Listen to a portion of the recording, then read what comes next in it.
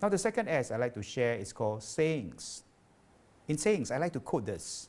Michelangelo, one of the great painters of the olden times. If you recall, Michelangelo is a great painter who painted the Sistine Chapel by lying many, many years flat on his back, painting the ceiling of the Sistine Chapel. He has this to say about the importance of change. He said, the tragic of human condition is not that a man sets a goal too high and misses it. It is that man sets a goal too low and achieves it.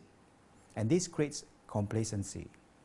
Now a saying like this will bring out the message of complacency, that people need to set a higher goal, benchmark against better company, and continually improving themselves so that they can excel and compete in the competitive marketplace of today.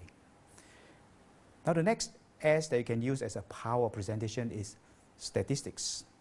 Now in statistics, I like to give you the example in the topic on managing change. Do you know that 80% of change programs fail? Only 20% succeed. So whether a company is trying to improve their system or technology or process, up to 80% of those change programs fail. But the good news is 20% succeed. Why do they succeed? Because they focus on the people. They focus on the mindset of people. Because the truth is, a lot of people know what to do about change, but they don't do what they know.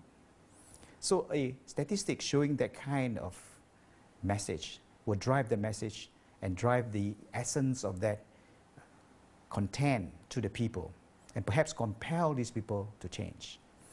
And as any great speakers and interesting speakers knows, the next S is most crucial. It's called the sense of humor. Now the sense of humor is not just telling a joke or telling a funny side of a story. It is relating what is funny and what is humorous to the point that one is making. For example, in the message I'm trying to get people to manage change and to see that change is not something that is magical.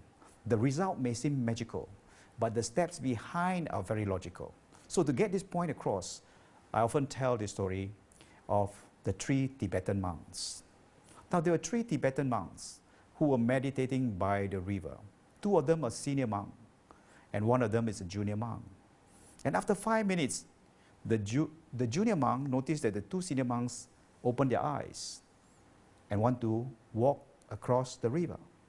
And to his amazement, these senior monks walked towards the river, walked on the water, and crossed the river.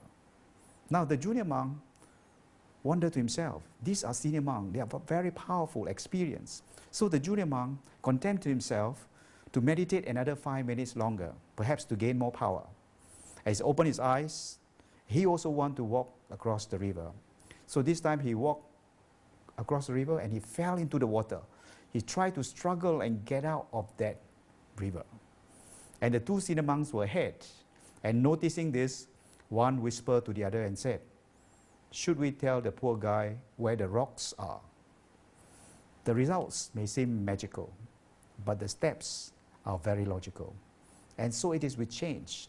Every result we see in change could be transformational, whether a process that brings about improvement in quality, or a strategy that captures market share, or a system that improves efficiency and competitiveness. The results may seem magical overnight, but the steps taken are very logical that people have to go through, overcoming the resistance, winning the commitment, acceptance of people to change for the better and for the future.